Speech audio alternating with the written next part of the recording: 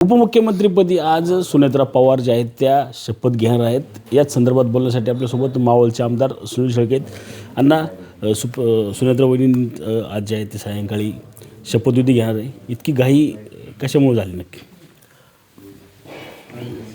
दादांचं अकाली जाणं आणि त्यानंतरनं राष्ट्रवादी काँग्रेस पक्षाची धुरा किंवा विधिमंडळामध्ये गटनेते म्हणून कुणावरती जबाबदारी दिली पाहिजे ह्या बाबतीत पक्षातल्या वरिष्ठ नेत्यांनी, महायुतीतल्या प्रमुख नेत्यांनी एकत्रितपणानं बैठक घेऊन चर्चा केली आणि कायदेशीर ज्या काही अडचणी ह्या दिसत होत्या त्यामध्ये तात्काळ निर्णय घेणं, सुनेत्रा वहिनींना गटनेते पदाची जबाबदारी देणं, विधिमंडळामध्ये आज बैठक घेऊन एकमतानं बहुमतानं त्यावरती शिक्कामोर्तब करणं आणि उपमुख्यमंत्री म्हणून पदभार देणं, हे आमच्या राष्ट्रवादी काँग्रेस पक्षातल्या घटनेतल्या ज्या काही अडचणी होत्या त्यामुळे हा तात्काळ निर्णय घेण्याची वेळ आली.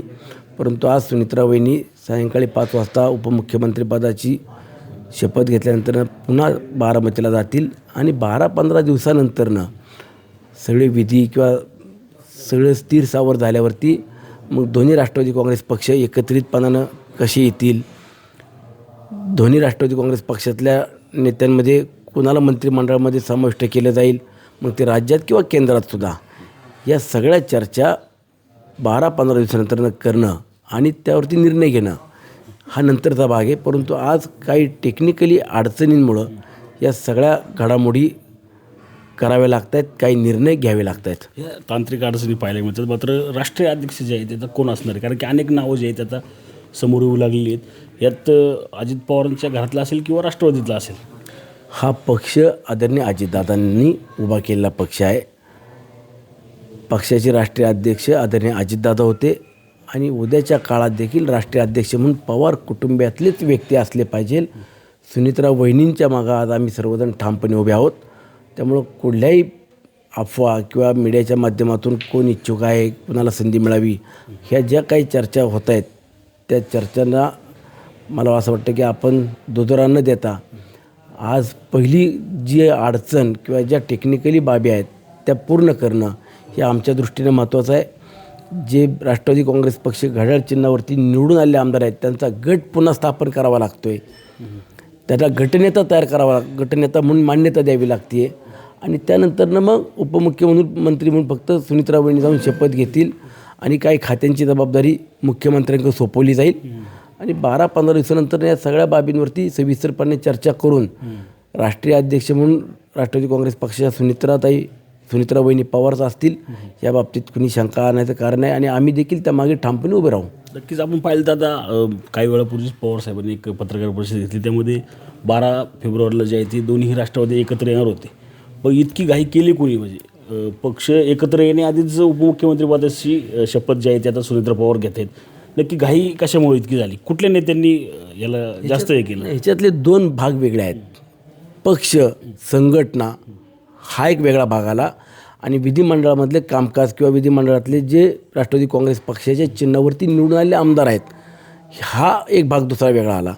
मग गट स्थापन करून त्या गटाचं नेते म्हणून ज्यावेळेस अजितदादा होते तर आता आम्ही सुनेत्रा वहिनींवरनाच ती जबाबदारी किंवा त्याच्यावरती सगळ्यांनी एकमत करायचा निर्णय केला आणि उपमुख्यमंत्री म्हणून सुद्धा उत्तरार्धी म्हणून कुणाकडे पाहतो आपण? सुनेत्रा वहिनींकडेच पाहतो आहे.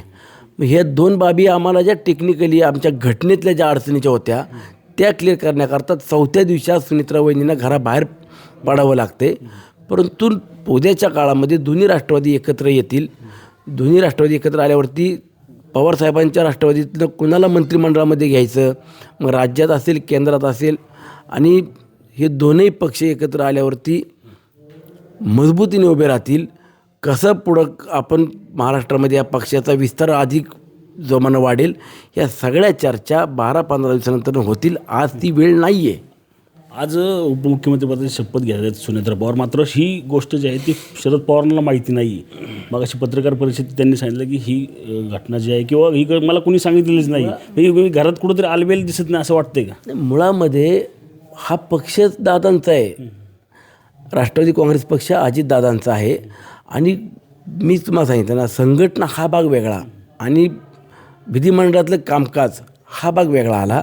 विधिमंडळामध्ये जे आमदार निवडून आले आहेत, जे विधान परिषदेचे आमदार आहेत, जे खासदार म्हणून निवडून आले आहेत किंवा राज्यसभेचे खासदार आहेत, हे कामकाज राष्ट्रीय अध्यक्ष अजितदादांच्या नेतृत्वामध्ये पूर्णपणे पाहिलं जात होतं. आणि ती संपूर्ण सूत्र सुनित्रा वहिनींच्या हातामध्ये दिल्यावरती सुनित्रा वहिनी यावरती निर्णय करतील. कुणाला मंत्रिमंडळामध्ये अजितदादांच्या पक्षाकडनं, म्हणजे आता सुनित्रा वहिनी जर राष्ट्रीय अध्यक्ष होत असेल तर त्या घ्यायचं, तो सर्वच अधिकार त्यांचा असेल. पण दोन्ही राष्ट्रवादी एकत्र आल्यानंतरनं काय चर्चा होतील ते पुढं बघूया ना. पण आज मुख्यमंत्री, राष्ट्रवादी काँग्रेस पक्षाचे प्रमुख नेते किंवा मंत्रिमंडळातले काही ज्येष्ठ नेते यांनी एकत्रितपणानं ज्या काही टेक्निकली अडचणी आहेत ह्या पहिल्या आपण क्लिअर करायच्या असतील तर ही प्रक्रिया पूर्ण तात्काळ करावी लागेल. आणि त्यानंतरनं मग तुमचे पक्ष संघटना दोन्ही पक्ष एकत्र काय असेल तर चर्चा 15 दिवसानंतर कराव्या. नक्कीच कुठलीही घाई जी आहे ती या पदांसाठी झालेली नाही आहे. तांत्रिक अडचण असेल किंवा पक्षाची घटना असेल त्यानुसारच ही उपमुख्यमंत्री पदाची शपथ जी आहे ती आज सुनेत्रा पवार जे आहे ते या ठिकाणी घेणार आहेत. रणजित जाधव, TV9 मराठी, मावळ, पुणे.